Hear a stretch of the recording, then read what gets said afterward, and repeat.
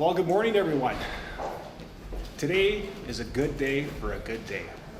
Hello, I'm Russ Shuchuk, International Vice President of IBEW Canada, representing over 70,000 of the best electrical workers in the world, right here in Canada. IBEW members build every single part of Canada's electrical infrastructure, from critical energy projects in BC to transmission lines in Nova Scotia and everything in between.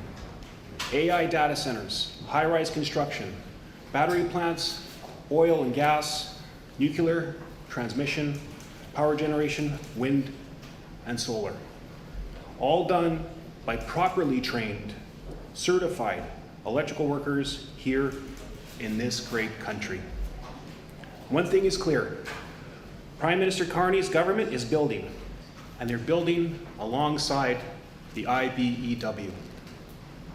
The Major Projects Office has been a crucial step for expediting Canada's projects that will be built and maintained by our brothers and sisters for decades to come, providing meaningful high-paying union careers across this country for the next generation. And today, we're here with Prime Minister Carney just weeks after the Spring Economic Update's $6 billion commitment to expand apprenticeship supports and build up the capacity of our union-led training centers. This government has ambitious plans for the electrical future of this country. As the #1 stakeholder in Canada in the electrical work, the IBEW is ready to build, and we can't wait to get to work. This announcement in electricity, as far as I'm concerned, is the greatest announcement since, well, electricity itself. Today's announcement is another exciting advancement in getting this work done. We are so proud, so very proud to be partnering with this government, building the future of Canada's energy. Thank you.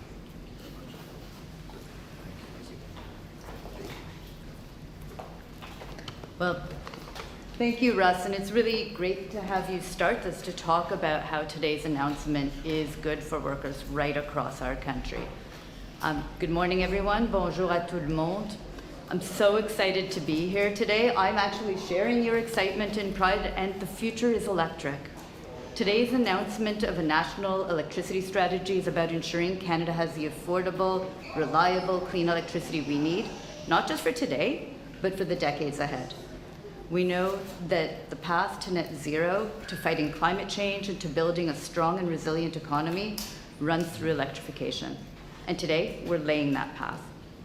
L'annonce faite aujourd'hui de la stratégie nationale d'électricité vise à garantir que le Canada dispose de l'électricité abordable, fiable et propre dont nous avons besoin, non seulement aujourd'hui, mais pour les décennies à venir.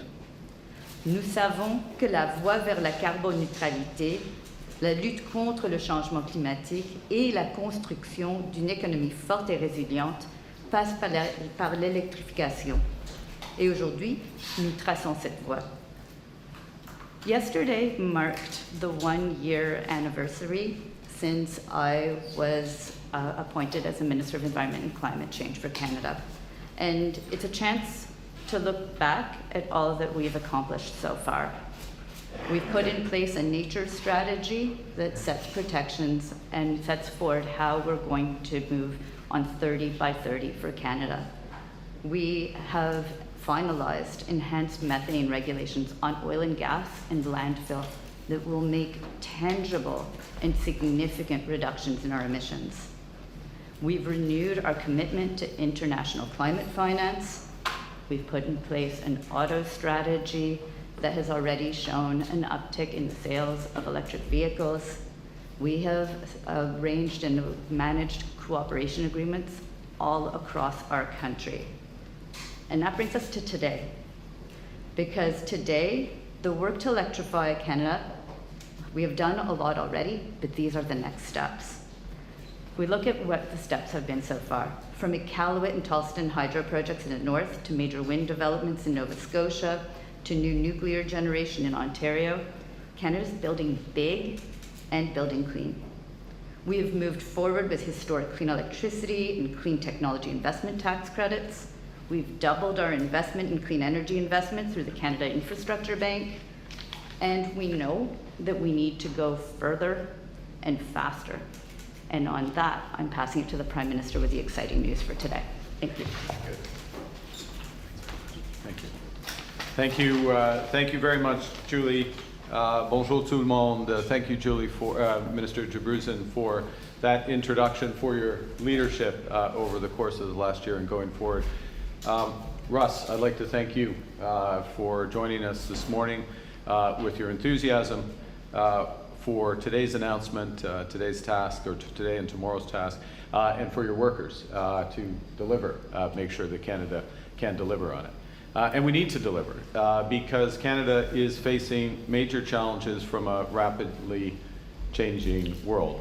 Les États-Unis modifient radicalement l'ensemble de leurs relations commerciales, transformant ainsi bon nombre de nos anciens atouts en vulnérabilité. La guerre fait rage au Moyen-Orient et en Ukraine, ce qui fait grimper en flèche les prix de l'énergie partout dans le monde et chez nous. L'essor rapide de l'IA commence à transformer notre façon de vivre et de travailler et génère une demande en énergie sans précédent. Les changements climatiques s'intensifient, les tempêtes sont plus violentes, les inondations plus importantes et les feux de forêt plus dévastateurs. Il est donc essentiel que le Canada développe sa résilience et apporte sa contribution. Canadians are feeling all the impacts of these big changes at their kitchen tables, at the pumps, on the factory floors, as costs rise and uncertainty casts its heavy shadow. The good news is that many countries, unlike many countries, we can control our future if we seize this moment. And that means applying several lessons that these big forces have revealed. First, when the world fundamentally changes, we must respond with new approaches. As the Canadian Marshall McLuhan described 60 years ago, an age of anxiety is caused by trying to do today's job with yesterday's tools and yesterday's concepts. Canadians get that. Canadians get that, which is why they're changing how they shop, where they travel, and how they come together. And governments must now follow their lead. The second lesson is that in a much tougher world, we have to take care of ourselves. And the right path, as this government has stressed, the right path forward is to build big and to build for all, with code, copper, and steel. And to that end, Canada's new government has been moving fast. We've already referred 21 nation-building initiatives to the Major Projects Office. Projects that will connect, diversify, and propel our economy through over $125 billion in new investment. L'année dernière, la construction de la nouvelle centrale nucléaire de Darlington a commencé en Ontario. En mars, nous avons donné le coup d'envoi d'un projet d'expansion du terminal de Contrecoeur au port de Montréal, 40 ans après sa conception initiale. Ce projet a été lancé quelques mois après notre arrivée au pouvoir. Cet été, nous lancerons le projet de route de la vallée de Mackenzie dans le territoire du Nord-Ouest, un projet dont j'attends parler depuis mon enfance. Et on ne fait que commencer. We've created a new agency, Build Canada Homes, to drive affordable home building at a pace not seen in generations. Over $50 billion to our Build Community Strong Fund, for hospitals to hockey rinks. And a new defense industrial strategy that will catalyze $500 billion in investment in Canada over the next decade. Now, the third lesson that we must take from the current rupture is our sovereignty, our sustainability, our prosperity will depend on our ability to supply and control our energy. We have to unlock Canada's full potential as an energy superpower. As the head of the International Energy Agency, Fatih Birol, said just last week, Canada has, and I quote, a golden opportunity to build a more sustainable and reliable energy system. This will require bold investments, practical solutions focused on results, not rhetoric, and the full force of a united Canada working together. Working together to build a stronger, more resilient, more independent Canada that works for all. That's our mission. And as the Minister just said, central to that mission is more electricity. As our industries expand, our economy grows, AI accelerates, electricity demand in Canada is expected to double by 2050. So we will double our grid. That's the headline. Canada will double its electricity generation over the course of the next 2 decades. Because the path to affordability is electrification. The path to competitiveness is electrification. The path to net zero is electrification. Electrification underpins everything. Our emissions, our environment, our economy. Et dans un monde en évolution rapide, le Canada prend son avenir en main. Grâce à notre nouvelle stratégie nationale d'électrification, nous bâtirons rapidement et à grande échelle pour doubler notre réseau énergétique et bâtir un Canada fort qui sera alimenté par une énergie propre, abordable et fiable. Over the coming decades, Canadians will use more electricity because many of the things we use every day, the cars we drive, the heaters in our home, the machines in our factories, are switching to electric power. Doubling our grid to meet that demand won't be easy. The scale is huge, the timeline is short, and the task of getting the right mix of power is complex. If we get it wrong, Canadians will pay higher utility bills. If we're too timid, Canadians will end up short of power, losing good jobs and growing reliant on foreign suppliers. We can't pursue business as usual. We can't simply rely on restrictions and prohibitions. We must do things differently. Now, with the right investments and electrification measures, 7 in 10 Canadian households will pay less for their total energy by 2050. That's $15 billion back in the pockets of Canadians. And that's because electric machines are 2 to 4 times more efficient than those they replace. So, as we electrify our transportation, our buildings, our industry, the electricity slice of the overall energy pie grows, but the size of the entire pie shrinks. Now, Canada starts from a position of strength. We have amongst the lowest electricity costs in the world. Our system is already 80% non-emitting. Doubling generation in the next few decades will require those massive investments. It will require the linking of provincial systems. It will require the spreading of costs over time using our AAA balance sheet so that ratepayers don't pay all of the costs of investments today for benefits that Canadians, all Canadians, will benefit from and our planet will benefit from over decades. Getting this right requires permitting reform, new partnerships with Indigenous peoples, and a willingness to use a wide range of energy, including hydro, nuclear, wind, solar, some gas, carbon capture, geothermal, and beyond. Il faut savoir que notre réseau électrique émet aujourd'hui un peu moins de 50 mégatonnes, tandis que les émissions des industries, des transports et des bâtiments dépassent largement les 500 mégatonnes. L'enjeu, de loin le plus important, consiste à réduire les émissions à un coût raisonnable grâce à l'électrification et non à la pureté absolue de la production, la génération.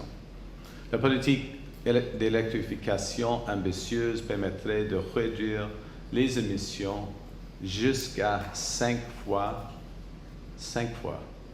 par rapport au total actuel des émissions liées à l'électricité. To repeat, by far the biggest prize is reducing emissions affordably through electrification, not pursuing absolute purity in generation. Aggressive electrification can reduce total emissions by up to 5 times current total electricity emissions. Our partnership with Alberta demonstrates the value of working together to solve multiple challenges. Building on our November MOU, Canada and Alberta have recently signed a cooperation agreement to get major infrastructure projects built faster. And Alberta has committed to reduce methane emissions by 75% over the next decade. We'll announce tomorrow an implementation agreement which includes strengthening industrial carbon pricing to send clear investment signals and to reward decarbonization. This is essential to our clean electricity agenda.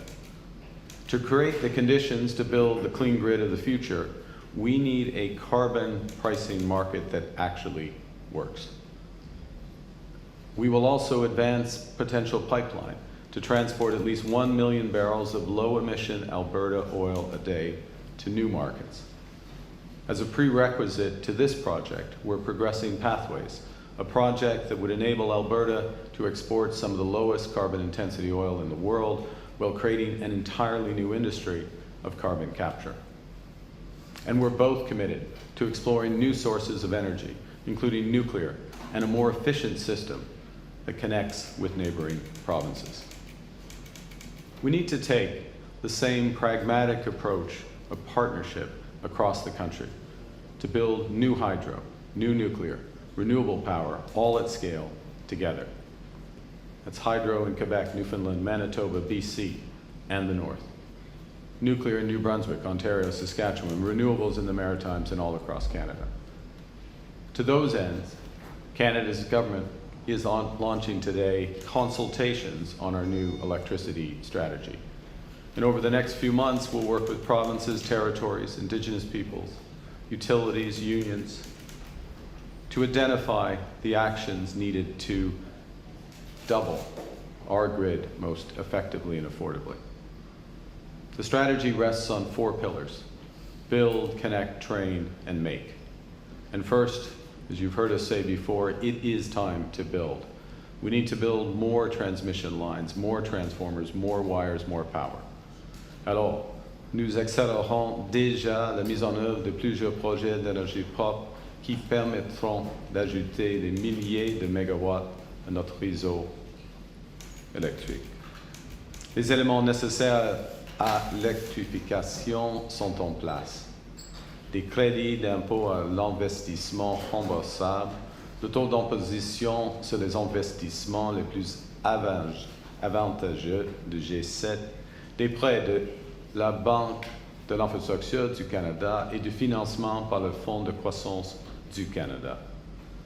We're proposing to augment all of these, including by adding a new investment tax credit for interties between provinces and within provincial networks. Which brings me to the second pillar, to connect our power in Canada, east, west, north. Today, Canada is powered by many separate electricity grids, most of which aren't connected to each other. In many cases, it's easier to trade electricity with the United States than across our own country. And that fragmentation costs us billions of dollars. It means more power outages, expensive, duplicative infrastructure, and higher prices for Canadian families. It also means that many northern and remote communities aren't connected to the broader Canadian grids at all, resulting in energy bills that are 6 to 10 times higher than the national average. Fragmentation means wasted power, about 10 terawatt hours every year. That's enough to power 1 million Canadian homes for that year. Connecting grids in Europe is already saving nearly $80 billion a year, and the opportunity in Canada is just as significant. And that's why back in November in Terrace, BC, our government referred the Northwest Critical Conservation Corridor to the Major Projects Office. This is a project that will generate $10 billion in economic activity, that will connect northern communities and build a new clean energy corridor for generations. It will link Yukon's isolated grid to British Columbia's. and the broader North American grid through the Yukon-BC Grid Connect, while creating that potential connection with Alberta. L'intégration interprovinciale est une mission complexe. Chaque province et chaque territoire a une structure de marché et un mécanisme de planification qui lui sont propres. Pour certaines provinces comme le Québec, cette structure est une grande source de fierté et un moteur de prospérité économique. Alors nos consultations vont explorer les mesures que nous pouvons prendre pour bâtir cette réussite dans le but de relier davantage nos réseaux d'électricité et d'accélérer la mise en place des interconnexions essentielles, tout en respectant les champs de compétences des provinces et territoires. The consultations will tackle common barriers to those interprovincial interties. They'll explore an increased role for the Canadian Energy Regulator, develop standard cost allocation mechanisms to distribute fairly costs across those provinces and territories. We'll increase data sharing, regional modeling to speed up the intertie projects, and will refer the development of a new comprehensive transmission interconnect investment strategy to the Major Projects Office. The third element of the strategy is to train, attract, and retain new talent. It's good to see you here, Sean. Sean Strickland here as well is central to it. The unions are central to this. Because doubling our electricity grid will create nearly 30,000 new, as Russ said, high-paying, not just jobs, high-paying careers for Canadians by the end of 2028. 100,000 more by 2050. Right now, over 80% of employers in the sector are facing labor shortages. So that's one of the big reasons why in last month's Spring Economic Update, we launched Team Canada Strong, a $6 billion nationwide effort to recruit, train, and hire up to 100,000 new Red Seal trade workers over the next 5 years. And in the upcoming consultations for the electricity strategy, we'll build on this momentum to ensure our workforce measures are effectively targeted to the need of the sector. And the final pillar of our strategy is to make our future. Our new strategy will ensure that more of the technologies and components that are going to power that new grid, smart meters, transformers, wind towers, AI systems, that those are designed and made right here at home. Many of those components are already in short supply globally. And right now, our electricity sector is highly import dependent. So our consultations will explore how to grow domestic manufacturing capacity so those components are made in Canada wherever possible. So that's wind towers in Quebec, transformers and steel in Ontario, uranium in Saskatchewan. Opportunities are literally pan-Canadian and virtually endless. We come back to affordability because, to be clear, there's no credible path to net zero without a relentless focus on affordability. And that's why we intend to adjust the clean electricity regulations, keeping energy reliable and affordable in the short term as we shift to cleaner energy at scale over time. That's why we will expand support for energy-saving retrofits for up to 1 million Canadian households through financing, grants, and other complementary measures. And that includes making it easier for Canadians to transition from expensive propane, heating oil, and electric baseboard heating to more affordable electric heat pumps. In a rapidly changing world, Canada must become the source of our own affordable, clean, reliable power, because when we master energy, we master our destiny. This is no small feat. No small step for humankind. We can't use yesterday's tools or concepts. And that's why today's strategy marks an important shift from prohibitions to partnership, from bargaining to building. Yesterday, I had the honor of meeting the astronauts of Artemis II, including Canada's own Colonel Jeremy Hansen. And their mission, their characters, remind us what we can achieve through teamwork, ingenuity, and boldness.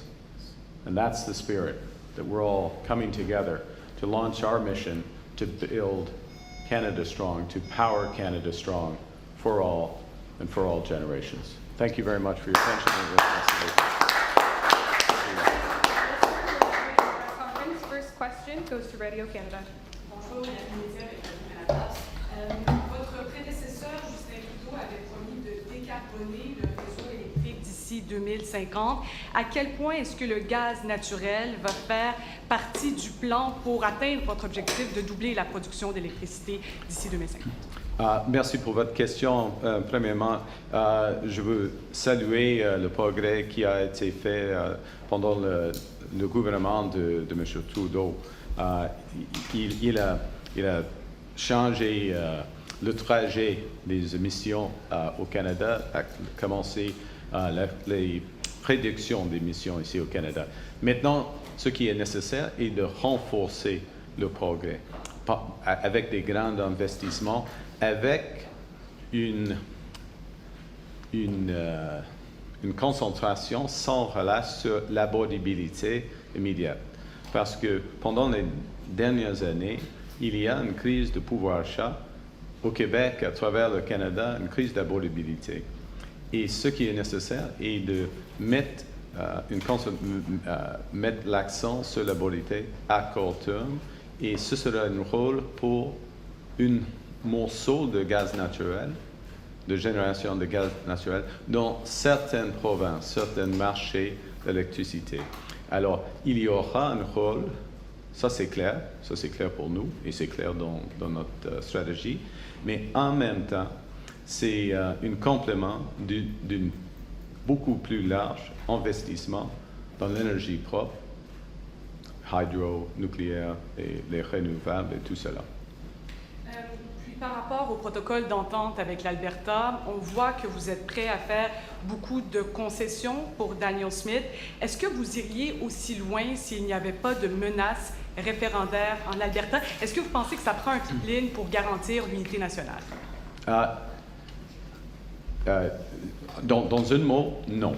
Non et non, premièrement.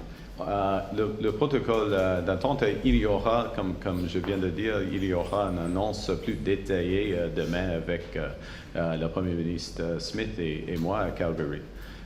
Mais ce qui est essentiel est d'avoir un marché en Alberta et, on espère, à travers le Canada, après un certain temps, un marché de carbone qui fonctionne, un vrai marché de carbone. Parce que maintenant, le marché de carbone en Alberta s'est brisé. Il y a un grand écart par exemple, entre les prix actuels et les prix ciblés par le fédéral. Ça, c'est un des points fondamentaux. Et en ce qui concerne l'autre aspect de l'accord, ce sera une occasion d'accélérer la transition énergétique à travers le Canada, et pour le Canada d'être un fournisseur fiable pour nos partenaires internationaux dans une manière qui rend le Canada plus prospère et plus indépendant. Merci. Thank you. Next question. Hi, David Thurton with CBC News. Prime Minister, you mentioned that tomorrow you're going to be announcing how your government and the Alberta government is advancing a pipeline. Can you tell us, is there a proponent yet? Have you settled on a route or some possible routes? And also, are you planning to designate this pipeline a project in national interest and then fast track it like the C5 would do? A couple of things. Thank you for your question. I mean, I'd like more of the announcements to come out tomorrow next to Premier Smith. I'll say the following, though, is that the MOU and the intention of the MOU has been that Alberta would advance, that there will be a private sector proponent for the pipeline, that the federal government has, well, I shouldn't say the federal government, it's an agreement, so we all agree on this, that there are multiple preconditions for that pipeline moving forward. It includes strengthening the carbon market. It includes the methane regulations that the minister helped put in place and have been put in place now. It includes very much the Pathways project moving forward, no pathways, no pipelines, so all those elements moving forward. But we're making progress, and it's a private sector component. Obviously, you can't designate something which has not yet been fully proposed, so that's why I chose carefully the word advancing as opposed to concluding. Okay, and real quick, because I know Yeah, the colleagues sorry. have questions. Why are we amending the clean electricity regulations? And Yeah, is this let because me of the explain. MOU? Well, first off, we're what we signal in, and to be clear, we're putting out as a fairly detailed, as I hope you had a chance to see, electricity strategy with a number of initiatives. We're putting it out as a consultation for the next 4 months, so we're going to be sitting down obviously with provinces. We've got the primary jurisdictions, Indigenous peoples, unions, utilities, other stakeholders getting feedback, and then we'll look to finalize the initiatives.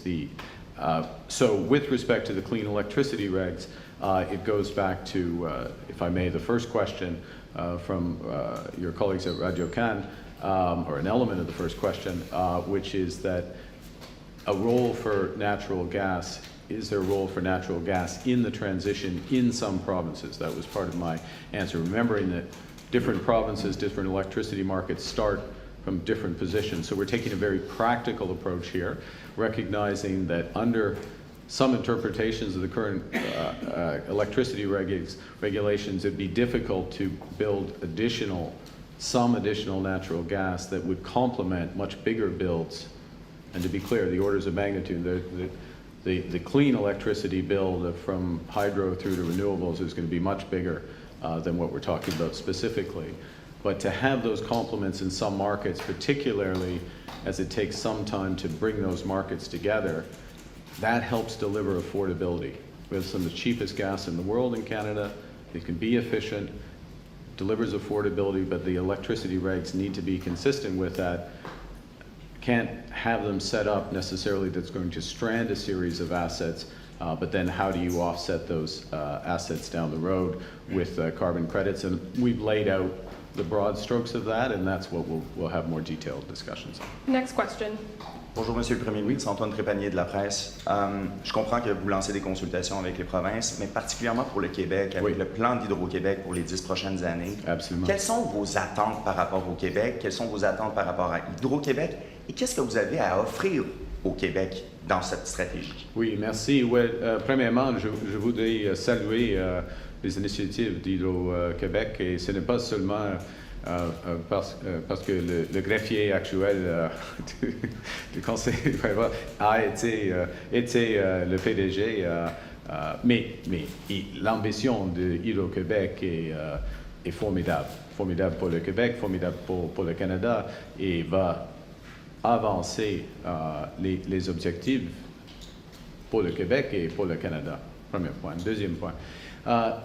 Dans la stratégie d'Hydro-Québec, il y a, comme vous le savez, un investissement à peu près 145 milliards de dollars pendant la prochaine décennie. Le Canada va fournir un crédit d'impôt d'investissement remboursable.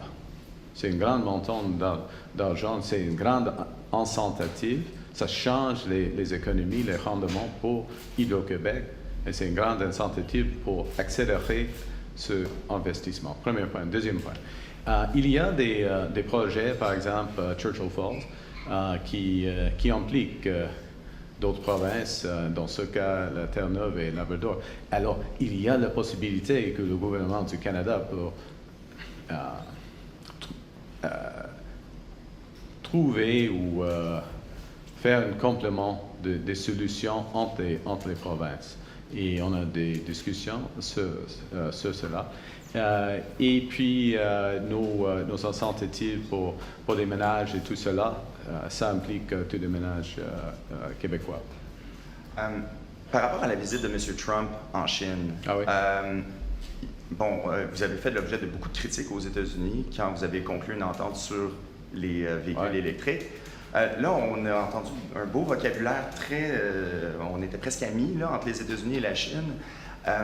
Comment vous réagissez au changement de ton entre les deux pays? Et qu'est-ce que ça veut dire pour les Canadiens? Qu'est-ce que ça veut dire pour le gouvernement? Cette situation, je souhaite qu'il y ait des accords bénéficiels pour les Chinois, pour les Américains, pour le monde. Entre ils sont les deux hégémons du monde, les deux grandes puissances. Alors il faut, on espère qu'il y a des accords entre eux. Mais les critiques, les actions, les différences entre les critiques et les actions des États-Unis en ce qui concerne le Canada et la Chine, ça souligne que c'est nécessaire d'être maître chez nous, de prendre des initiatives dans l'intérêt du Canada. Il faut être indépendant et cette stratégie, aujourd'hui, va rendre le Canada plus indépendant, plus prospère et plus soutenable. Oui, merci. Thank you. Next question. Good morning, Prime Minister. Morning. Nujud Amlis, Bloomberg News. Does your government still plan to meet its 2030 emissions reduction target? We are putting in place a series of initiatives that will make material emission reductions. We'll update our climate plans and our emission reduction targets in due course. But let's be clear about what we're talking about here. Is we're looking at an ability to remove about 250 to 300 megatons of emissions through electrification with clean electricity in a very practical way, in a way that will help unleash the $1 trillion or so over the next 25 years of investment that's needed, in partnership with provinces, in partnerships with the private sector, and with a credible plan that's focused on investment and action. And it's that investment that's going to reduce the emissions. On today's announcement, the strategy says the government plans to allow greater use of offsets to give the sector more flexibility. I'm wondering if you could elaborate on how this will work, and is the ultimate aim here to just allow for more gas power plants? The ultimate aim here is to make, the ultimate aim is to affordably transition to a low emission, ultimately net zero economy that's more competitive, more independent, more reliable power system. That's the goal, to do so in an independent way. I refer to my earlier comments about the complementary role of gas in the short term, a role that is dwarfed in scale in terms of the clean electricity investments that the country will be making across hydro, nuclear, renewables. The use of offsets, there's two things I would say. One is ultimately, as I'm sure you know, in net zero is called net zero for a reason. There is a net in net zero. The net is the use of offsets, and so clarification about the role of those offsets, the types of those offsets, when they can be used, is part of any comprehensive electricity strategy. And that brings me to one more point, which is, question comes from Bloomberg and markets, and just reinforcing the need to have a true market, a true carbon credit market in this case, not an offset market, but a credit market in Alberta. And over time, we would like to see that developed, and other provinces have the option of joining if they so wish. Merci. Prochaine question. Good morning, Prime Minister. Morning. David Baxter with the Canadian Press. Does this new strategy still intend to require LNG bills to have a carbon capture proponent, even with the eye on amending the clean electricity regulations? We have, it's a very important question.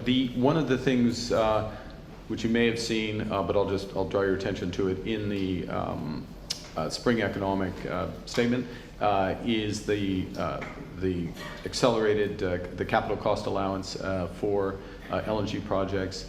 We've tied that to the emissions efficiency of those, if I can put it that way. So in other words, being top quartile, low emission LNG through the LNG trains. That is what triggers the economics on the accelerated capital cost allowance. I think we're proud, and you see our track record here as a government, that the projects that are we've supported in some way or looking at through the Major Projects Office are top quartile or top decile low emission LNG. And we expect that to continue. And remember, our last point, under the major projects legislation, we need these projects to align with our climate goals, and so that helps reinforce. Thank you. Yeah, and just on a different topic, Sure. last year during the election campaign, you talked a lot about build, build, build, but right now it looks like the government's looking more at edging towards an idea of selling off lots of different public assets. We're talking about airports, so there's a discussion paper on the idea of looking at selling off ports. Where does that fit into the mandate that Canadians gave you, and are you looking at privatizing other areas of major transportation infrastructure? We are relentlessly focused on build, build, build. We get up in the morning, first thing we think about is affordability, and that reflects in the strategy, and then building out and building in a way that's affordable for Canadians, that's going to make us more independent, more resilient, better jobs and careers for Canadians. And you see that in, with Build Canada Homes, it's been up and running for less than 6 months, 10,000 plus homes, already moving towards breaking ground.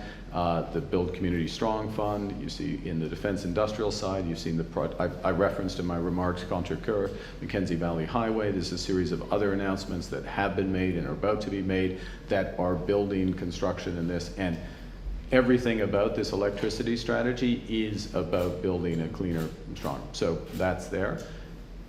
Are we looking, and we're very transparent about it, are we looking in certain cases of, are there assets that the federal government has that we could recycle the investment into supporting building new assets? Airports is an example that is out there.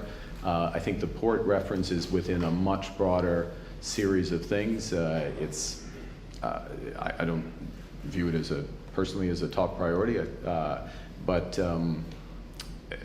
we will look to what we're looking to do with all the tools we have is to catalyze building of this economy.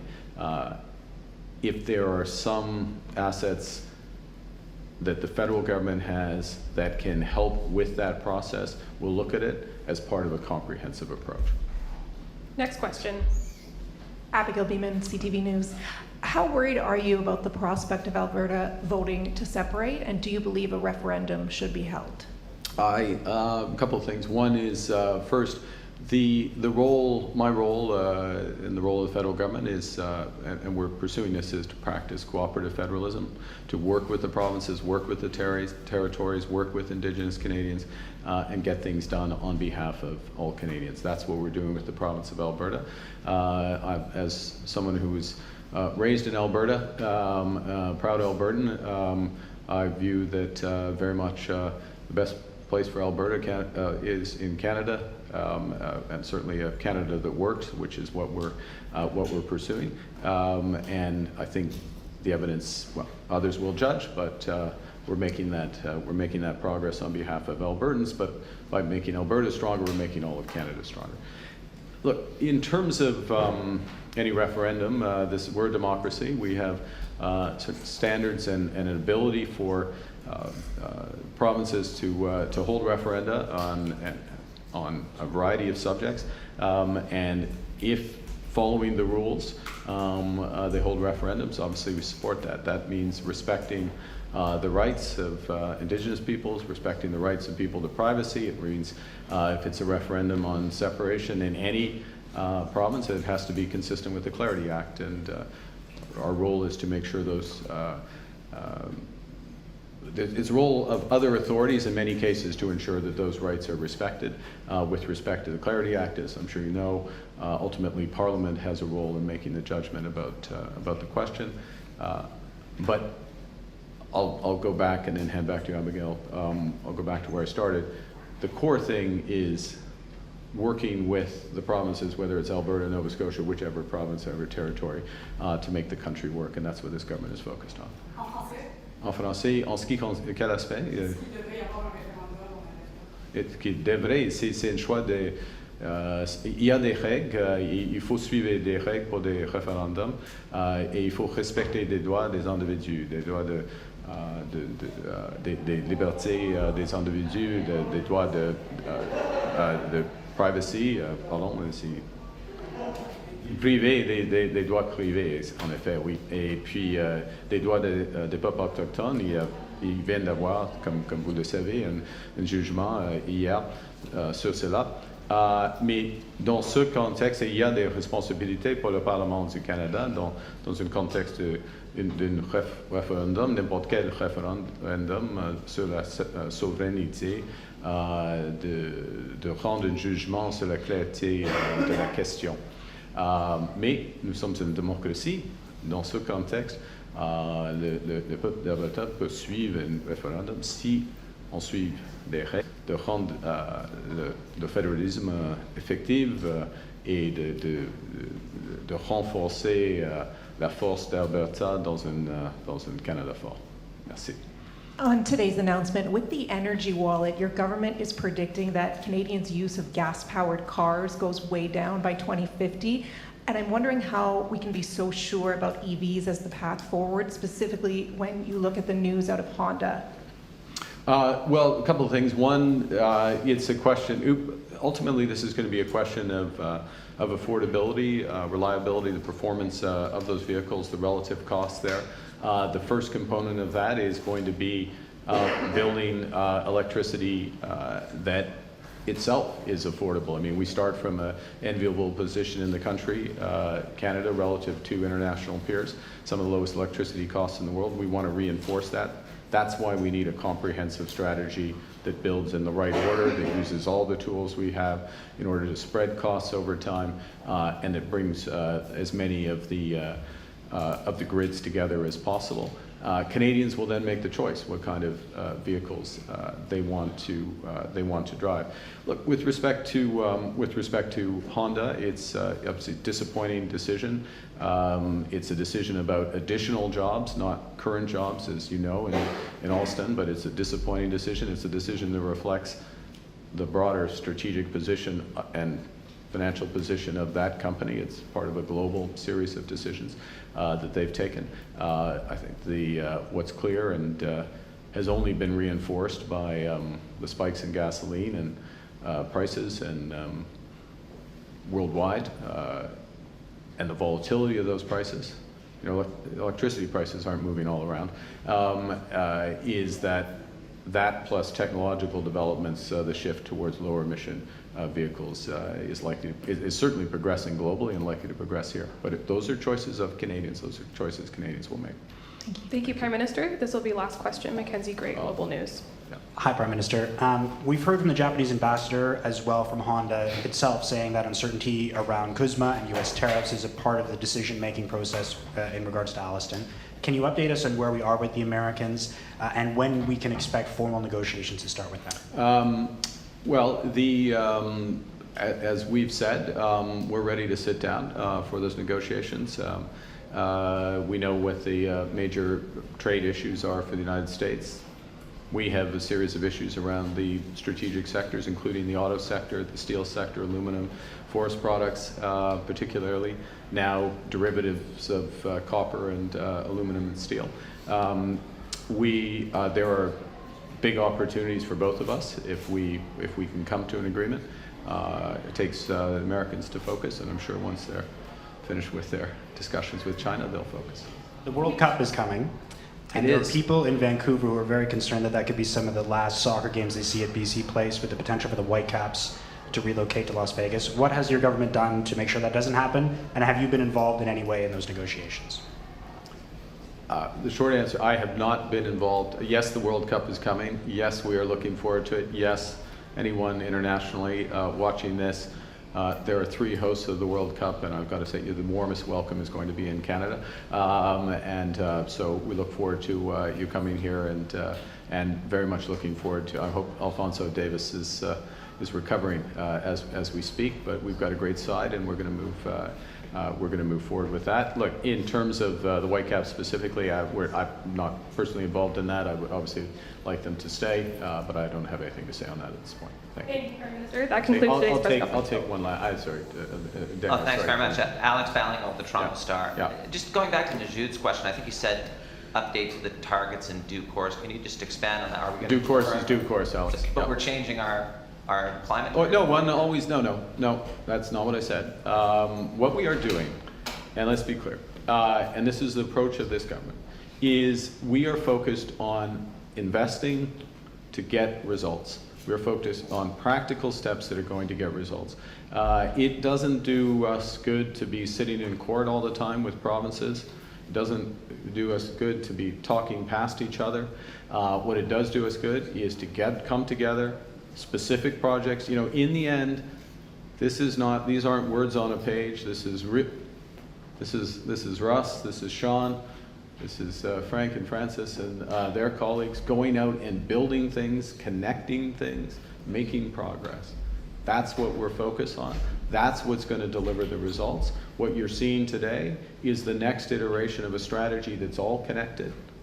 It's connected, with the workers to make it work. We know we need more workers, so we got a strategy to do that, which we developed with the unions, we developed with the provinces, we're putting into place. It means working with the provinces. This strategy is informed not just by the personnel that we have in, although it sure does help to have the former CEO of Hydro-Quebec, part of developing that strategy. So not just the personnel that we have in government, but the fact that we've been working with provinces and utilities and the private sector on some of these big projects. Think about the Northwest Conservation Corridor in BC. That's a huge opportunity to make the system more efficient. Indigenous ownership, conservation area the size of Greece at the same time, as all part of that strategy while we're making it. So, Alex, it's the emission reductions are the product of the actions, and the government is putting more focus on the actions, really rolling up the sleeves and making sure these are moving forward. And by doing so, it concentrates the mind on several things. One, what's holding up projects moving forward. I gave you the example of Contrecoeur, bouncing around for 40 years. Now it's moving forward. Mackenzie Valley, bouncing around for 60 years, 61 years. I'm 60. Well, I guess maybe I became sentient or whatever at 3 or 4, but I've literally been talking about it since then. That's pretty bad when your earliest childhood memory is the Mackenzie Valley Highway, but there you go. So really moving forward, and also the fact that we're focused on the here and now means that we think about affordability all the time. So how do we do this in a way that's going to be affordable for Canadians? Because that's what they deserve, and we think we have a variety of things. I'm going to end on this just to reinforce. I say it's all connected, but how do we make it affordable? We make it affordable by linking together as many of the grids as possible, east, west, north. Huge efficiencies that come from that. We make it affordable through a series of financing mechanisms that the federal government can provide and complement to the provinces and others. In effect, what those do is spread costs over a long period of time, so it's not all borne by ratepayers today. We make it affordable by using a wide range of energy sources from different parts. We've talked a bit about gas today, more than it merits in terms of the overall contribution, but it is part of the way that we unlock affordably these bigger clean energy. And we make it affordable by making it affordable and possible for Canadians to save energy. I mean, we have 7 million Canadians, right, who households who have some form of in the extreme energy poverty or energy pressure, and they're using home heating oil, they're using propane, they're using baseboard heating, they don't have access. We're working for 1 million of those homes through a new retrofit program, and we're working to build out these grids in a clean way that's going to get affordability down in that $15 billion of savings. On the industrial carbon price. Did you catch that? That's my last comment. Thank you very much. Thank you, Prime Minister. That concludes today's press conference. Merci tout le monde. Merci beaucoup. Le match ce soir. Oui. Montréal, Montréal. Oui, ça sera tough. C'est une série extraordinaire. La dernière était extraordinaire. Mais la grande série Ottawa